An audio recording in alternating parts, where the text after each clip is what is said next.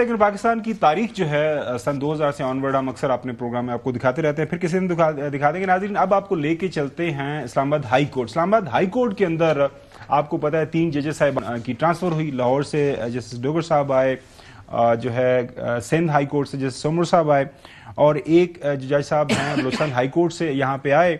उसके ऊपर 5 जजेस साहिबान इस्लामाबाद हाई कोर्ट के, उन्होंने आपको पता है खत लिख दिया था उन्होंने चीफ जस्टिस साहब को कि ये हमारे साथ ज्यादती हो रही है, हमारी सीनियरिटी को अफेक्ट किया जा रहा है। लेकिन वो जजेस साहिबान आ गए हैं, जजेस साहिबान आ गए हैं और जजेस साहिबान छा गए हैं। अब जो है सीनियर जो जज हैं, सीनियर प्यून जज पहले जस्टिस मोहसिन अख्तर कियानी साहब थे, अब उनकी जगह जो है जस्टिस डोगर साहब जो लाहौर से आए हैं, वो सीनियरिटी उनकी जो सर्विस उन्होंने लाहौर में कंटिन्यू की हुई थी, वहां पे वो 15वें नंबर पर थे।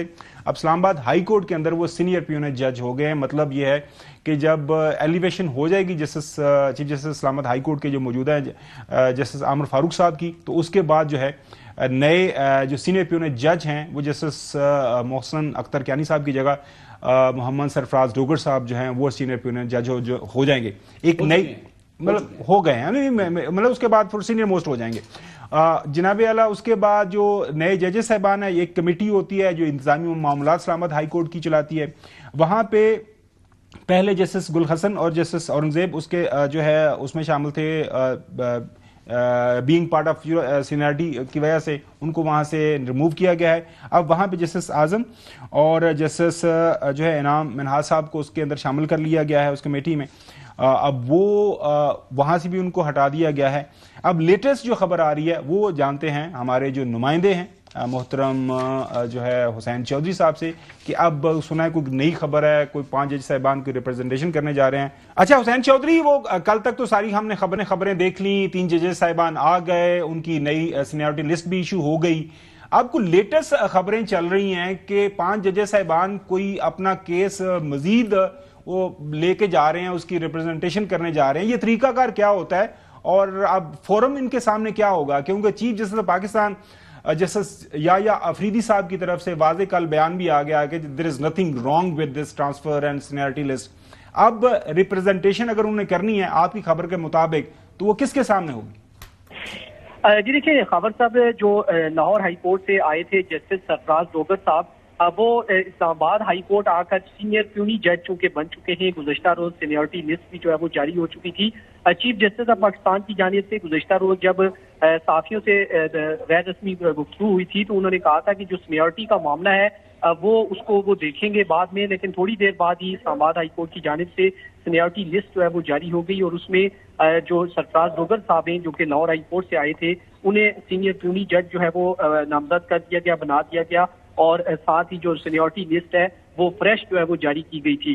उसके बाद जो मुतासरा जज थे जो कि जस्टिस मोहसिन अख्तर कियानी से पहले सीनियर प्यूनी जज थे, तो उन समेत जो दीगर 4 जजेस थे जिन्होंने इससे पहले खत लिखा था सुप्रीम कोर्ट के चीफ जस्टिस को, सदर पाकिस्तान को और chief justice Islamabad high court को कि दीगर सूबों से जो जजेस हैं उनकी ट्रांसफर ना की जाए, उन 5 जजेस की जानिब से जो है एक रिप्रेजेंटेशन जो है वो फाइल की गई है, जो कि चीफ जस्टिस आमिर फारूक और chief justice of Pakistan justice या अफरीदी साहब को लिखी गई है।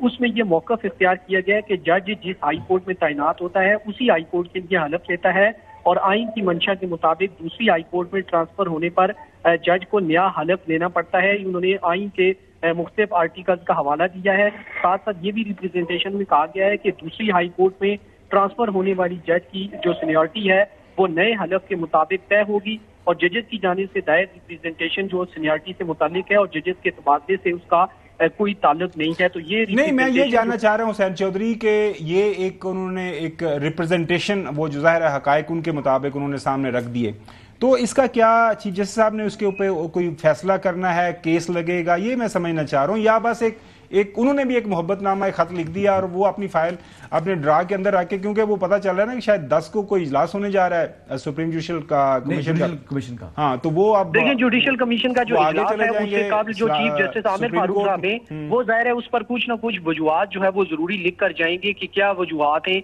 जिस बुनियाद पर जो है वो ये सीनियरिटी तब्दील की गई। और जो लाहौर हाई कोर्ट से जज आए हैं वहां पर चूंकि वो 15वें नंबर पर थे, लेकिन यहाँ पर जब वो पहुंचे हैं तो वो चीफ जस्टिस के बाद जो है वो सीनियर प्यूनी जज जो है वो यहाँ चूंकि तस्वर होंगे, तो जो वजूहात हैं वो इस रिप्रेजेंटेशन के जवाब में जो है वो चीफ जस्टिस आमिर फारूक जरूरी लिखेंगे, क्योंकि ये जो रीजन है इसी का जो है वो इसी वक्त वेट किया जा रहा है। इसीलिए उन्होंने साथ ये भी कहा है, इस्तदा की है कि जो 10 तारीख का जो इजलास है वो मौखर किया जाए, पहले इस मामले को जो है वो हल किया जाए। तो ये एक तरह का मुहिम्मा बन चुकी है ये जो सीनियरिटी लिस्ट है। बहुत शुक्रिया हुसैन चौधरी वक्त देने के लिए और तफसीलात शेयर के लिए।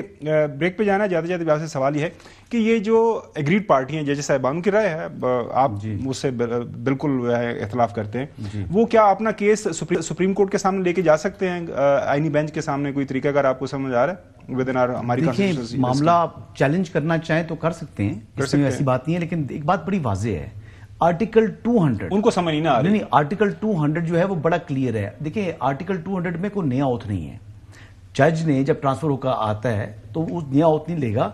इकबाल हमीदुर रहमान साहब आए हैं ना यहाँ पर चीफ जस्टिस भी बने हैं, तो एक चीजें ऐसी जो प्रेसिडेंट्स मौजूद है माजी से, आप देख लें।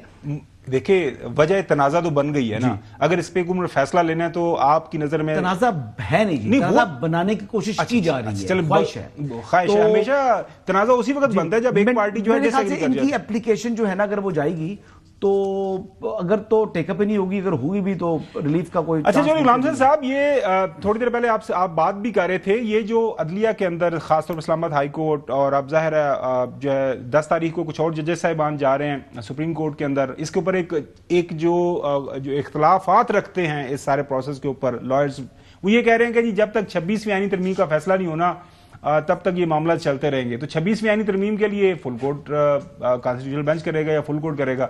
को आपको लग रहा है कि होगा, लेकिन मौजूदा हालात में तो हमें कुछ समझ नहीं आ रही कि मतलब बज़ाहिर तो कुछ नहीं लग रहा है कि कोई ऐसी वजह बनेगी कि ये उनकी जो है पिटिशन ये सुनी जाएगी और उसके ज़ाहिर उसके ऊपर कोई मस्बत उनको जवाब मिलेगा। चौधरी साहब,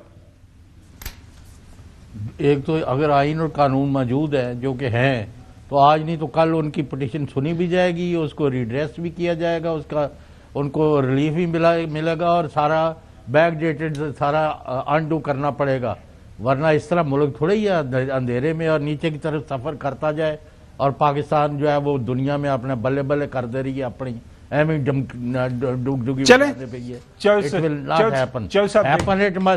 मैं सिर्फ ये कह रहा हूँ, अगर आइन और कानून से बाहर नहीं आप जा रहे तो हर रोज एक नया पटारी से एक नई चीज क्यों निकाल रहे हैं? आपको किस चीज की प्रॉब्लम है? चलें देखते हैं नाज़रीन, ब्रेक पे जाते हैं, ब्रेक के बाद बात करते हैं। 267th कोर्ट कमांडर कॉन्फ्रेंस हुई है, इलामिया काफी तफसील के साथ इशू किया गया है और उसके अंदर क्या बताया गया, बात करेंगे आफ्टर ब्रेक।